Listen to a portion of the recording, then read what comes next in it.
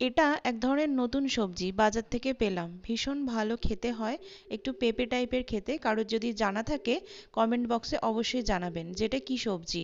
এটাকে ভাজা আলুর মতো সরু সরু করে কেটে ভালো করে ধুয়ে নিয়েছি।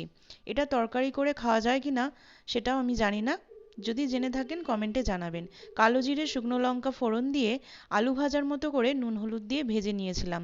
গরম গরম এটা খেতে, এই ভাজাটা খেতে অসম্ভব সুন্দর লাগছিল। এটার আর কোনো তরকারি হয় কি না যদি জানা থাকে কমেন্ট বক্সে অবশ্যই জানাবেন। আর এই সবজিটা কি নাম আমি জানি না, যদি আপনারা জেনে থাকেন জানাবেন।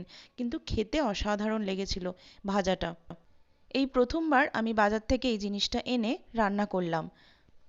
আর রান্না করার সময় একটা জিনিস দেখলাম, এটা খুব তাড়াতাড়ি গলে যায়। তাই আমি স্টিমে করে যখন 5 মিনিট মতো চাপা দিয়ে রেখেছিলাম, খুব তাড়াতাড়ি সেদ্ধ হয়ে গেছিলো। খেতে কিন্তু অসম্ভব ভালো লেগেছিল।